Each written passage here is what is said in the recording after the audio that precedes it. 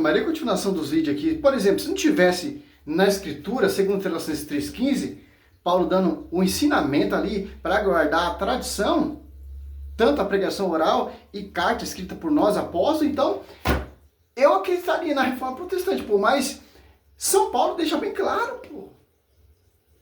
Os pais patrísticos, ó, que o Luca Bonzoli nega, os doutores protestantes negam, ó, eles refutavam os hereges, como por exemplo São Basílio de Cesareia, usavam a Escritura, mas com a interpretação do magistério, com a tradição.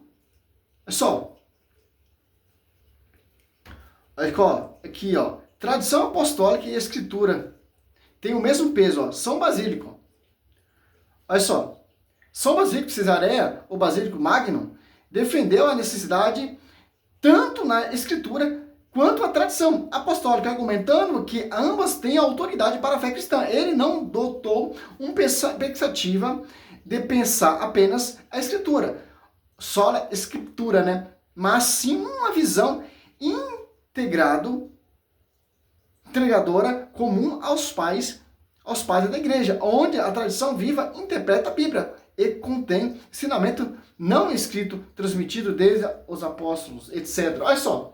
Então, eles eram só escrituristas, sim, os pais patrísticos, mas não da forma protestante. Eles tinham a base da Escritura e a interpretação da tradição. Por quê? Para ter a mesma fonte, para ter a mesma revelação, para ter a mesma interpretação, para ter que foi transmitido pelos apóstolos. Por isso que a tradição é muito importante. E tem uma live dele que ele fala que São Basílico era só escriturista. Refutando lá, está refutando o André Luiz lá, e o André Luiz está fazendo um vídeo para refutar ele refuta, um faz um vídeo aqui, outro faz um vídeo ali, mas é simples, pô. Ele era só escriturista, mas não da visão protestante. Ele era a favor da tradição. Então ele ajudou só a escriturista e a tradição. A mesma fonte. A tradição apostólica e a Escritura têm o mesmo peso. Ó. São Basílico, em sua obra sobre o Espírito Santo, Basílico afirma dos dogmas, sermões preservados na igreja, alguns nós temos por instruções escritas, e algumas nós recebemos da tradição apostólica, transmitindo em segredo. Ambos, em segredo, porque ali é só para os fundamentos apóstolos, certo? Outro tem uma e a mesma autoridade para a piedade, ó. Simples, pô. Entender isso, pô. Sempre que os caras complicam tanto, pô. É simples, pô. Escreveu um livro chamado O Tratado dos Últimos Dias da Virgem Maria. Ele falou nesse livro sobre a Assunção de Maria? Não falou. Agostinho, ele fala de 3 pessoas que estavam corporalmente no céu. Ele cita Elias, Enoque e Moisés. Não cita Maria também. Tem um outro pai da igreja, deixa eu ver se eu acho o nome dele aqui, que esse aqui é o caso mais interessante ainda, porque... Debate só a Escritura, o tema que já está entrando. O pai da igreja ali do século VII, se não me engano, que ele vai escrever que Maria morreu e aguarda a ressurreição, e não que ela já foi isso, né? Aí não tem como, cara. Cristo, ó, Hebreus 9, as almas dos justos chegaram à perfeição, foi salvo. Só Maria está aguardando ali a ressurreição. E Apocalipse 12? Quem é? As aparições de Nossa Senhora. Mas vamos lá. Define a doutrina católica, né? Então, claramente, eles não acreditavam nada de Assunção de Maria, né? E aí eles vão afirmar que, embora a Assunção de Maria não esteja... Não vê realmente. Não tem como, cara. O tema é sobre a Escritura e já tá... É isso que eles entram nos debates, tá ligado?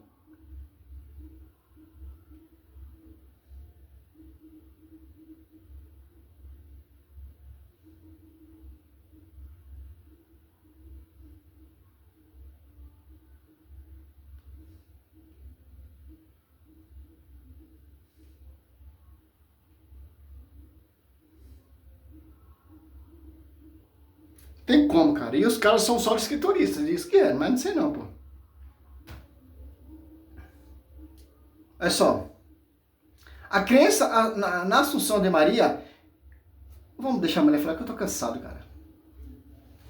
A crença na Assunção de Maria, embora definida como dogma no século XX, tem raízes antigas na tradição cristã, com evidências surgindo a partir dos séculos 4 a 6, especialmente no Oriente, sob o termo dormição.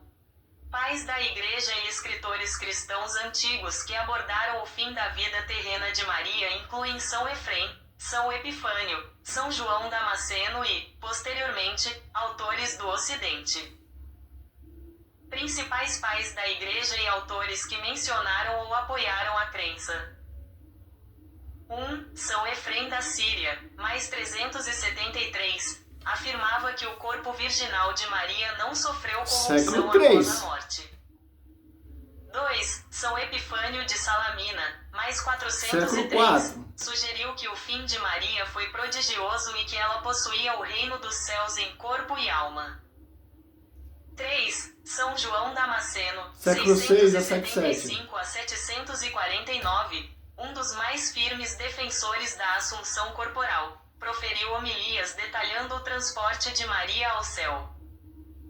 E 4. São Gregório de Tours, mais 594, relatou a tradição de que, após a morte, Maria foi transportada em corpo ao céu, o que influenciou o Ocidente.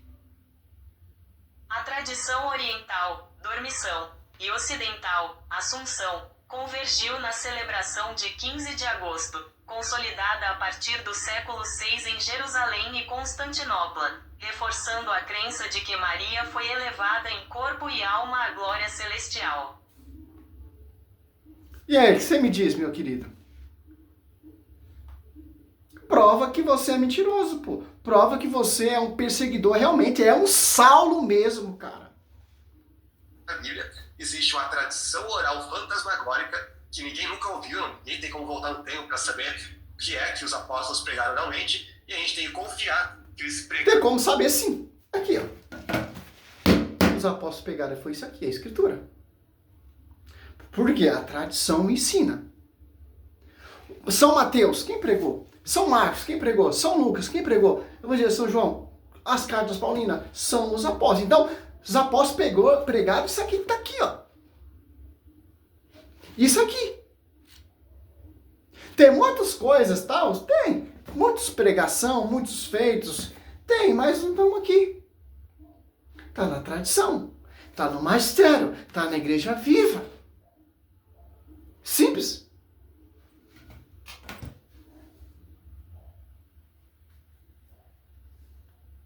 Realmente essas doutrinas católicas que nenhum pai da igreja conheceu e nenhum pai da igreja falou.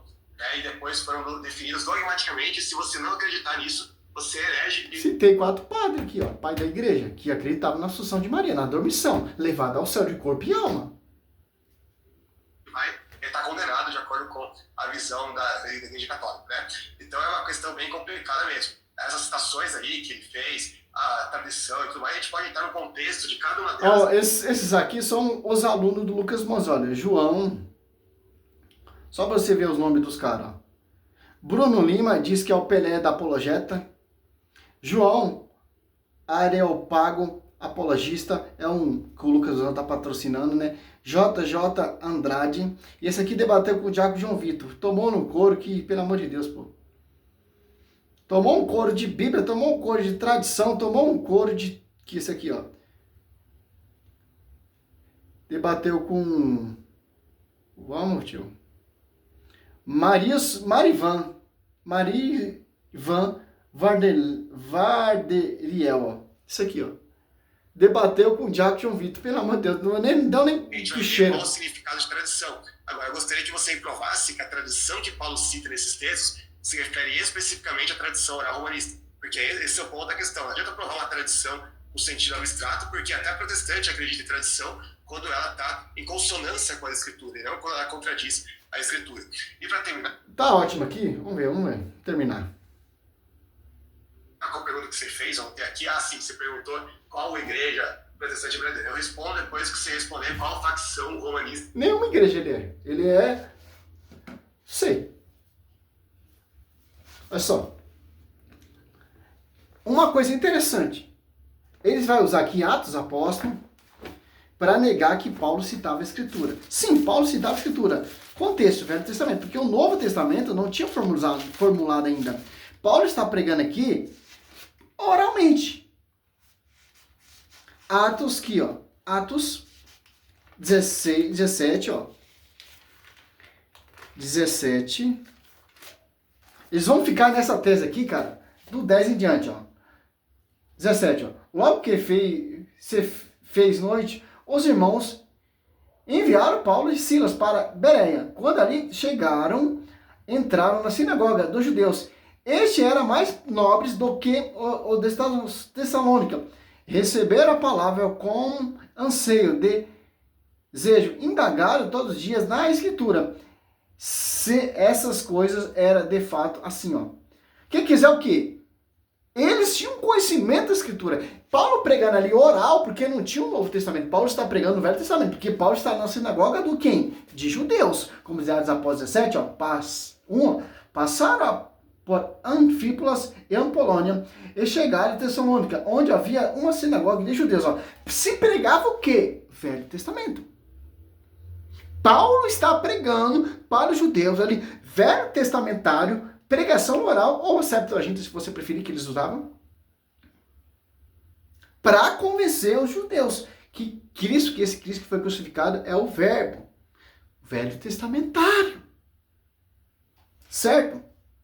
Paulo dirigiu-se a ele, segundo seus costumes, e por 3 sábados disputava com ele. Aqui o Adventista usa esse termo aqui também para dizer que Paulo estava orando em dia de sábado, guardando o sábado. Caiu por terra também isso aí. Explicava, demonstrava a base da Escritura, que era necessário que Cristo padecesse e ressurgisse dos mortos. E esse Cristo é Jesus, que eu vos anuncio. Tinha uma Bíblia, Novo Testamento, com versículo, tal, etc. lá. Olha só. Vamos pesquisar um pouco. Hoje a internet facilita muito para quem gosta de entender. Eu não gosto muito, eu gosto mais da Bíblia. Aqui, ó. Atos 17.10 em diante.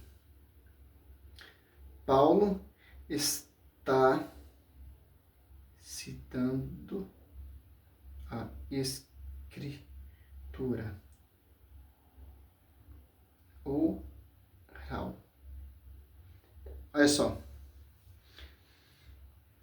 Em Atos 17, 10 ao 12, Paulo não está citando Escritura oral, a tradição oral, mas sim se baseando sua pregação nas Escrituras escritas, o Antigo Testamento. Ó. Então, por exemplo, eles tinham a Septuaginta. A maioria das pregações deles, eles eram a citação da Septuaginta, a Bíblia 70, era XX, certo? Ou não tinha o Novo Testamento. Ele está pregando ali na sinagoga e outros mais eram mais nobres, tal, etc., pregando a palavra. Velho Testamentário. O Antigo Testamento, para demonstrar que Jesus é o Cristo. Os bereanos foram considerados nobres por examinar diariamente o texto sagrado para verificar a veracidade da mesma mensagem oral de Paulo. Quer dizer o quê? Como os bereanos, eles via que Paulo está escrevendo a Escritura. Ele está ali na sinagoga, cara. Ali na sinagoga tem pergaminho, pô. Então, eles liam a Escritura, eles se apegavam, eles entenderam o Velho Testamento. E Paulo pregando oral ali, tal, etc., eles iam consultando para ver se realmente que Paulo era ele mesmo o cara. Paulo cheio do Espírito Santo. Pregação oral. Porque Paulo conhecia muito, porque Gálatas, muito simples de se entender isso aqui, ó. Gálatas, é só. E ele chama tudo isso que ele aprendeu de esterco, pô. Filipenses 3, se não me engano, 8. Certo? Você pegar os Gálatas, ó, olha só.